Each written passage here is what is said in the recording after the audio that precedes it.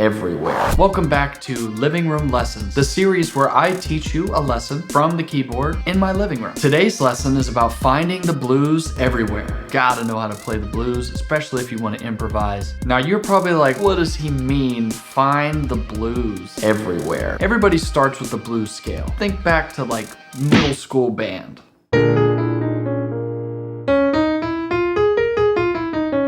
That was what every kid could do, right? That's all I could do at one point. But as I got older, I realized that playing the blues is a little bit deeper of a thing than just knowing a scale. I like to call it finding the blues everywhere. Let me show you what I mean. In a simple blues, you have 3 chords. One chord, this would be B flat 7, an E flat 7, F 7, B flat 7.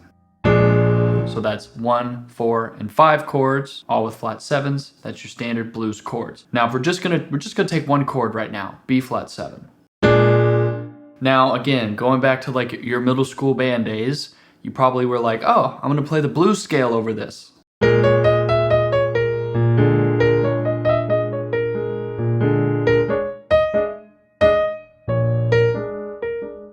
That sounds really good. You know, probably it was a little bit more like this, like when I did it.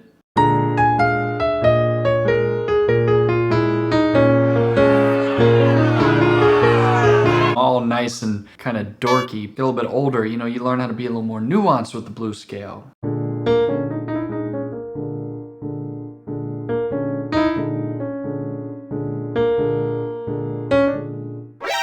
What was that? There's a little major third action in there.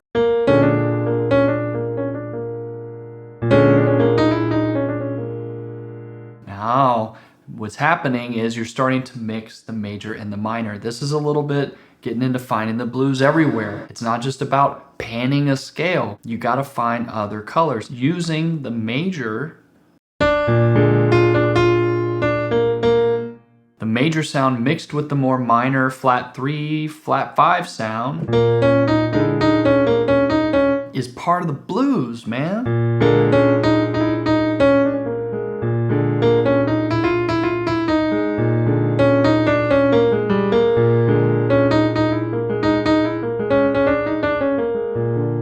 Now, finding the blues everywhere means you've got this pattern here, got your blue notes there, but what about up here?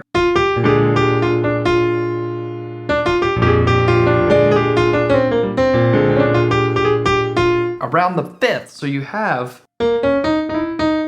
around the minor 3rd, ba-da-da, but up here you have ba-da-da. Now you have one more, you also have down to the root.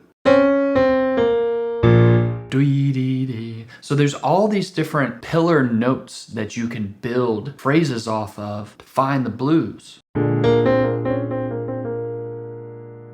And it's the same shape. Up a whole step, a half step. And then as soon as we get all that blue minor stuff, and you throw that major third, it's like uplifting for a second, but it's still bluesy.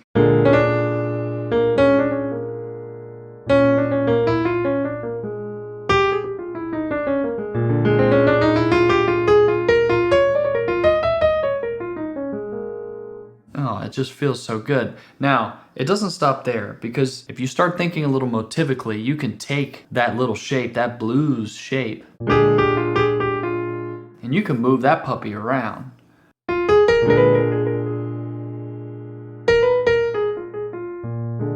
So now you're kind of implying the blues scale built on the 5th instead of the root. Instead of B flat, now it's F.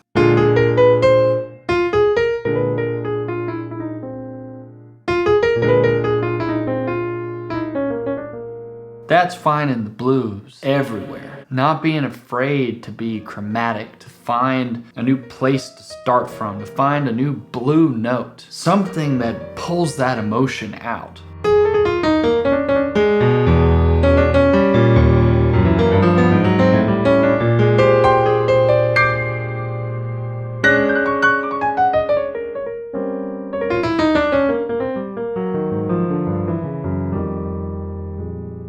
One other thing, I should add though. When I was using the major third, this is something that a lot of people are probably already aware of, but I should cover it. Something some people call the sweet blues scale, playing the blues scale a minor third down from the root. So if we're in B flat and you play that G blues scale, and you play it on B flat, those same notes starting on B flat,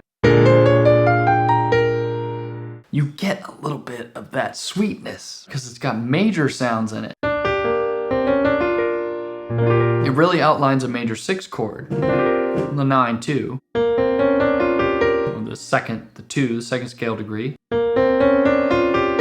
Kind of only got one blue note. It's got the passing note between the second and the third, where the blues scale has it here. This has it here. And when you use them both together, that's when you really start getting deep, deep blues color everywhere. Practice this by finding the blues in all the different places and all the keys that you possibly can stand practicing, hopefully all 12 of them. If you have any questions, comments, suggestions for future videos, anything at all, put them in the comments. I also invite you to subscribe to my channel. I'd really appreciate it. Thanks so much for watching, and I'll see you next time.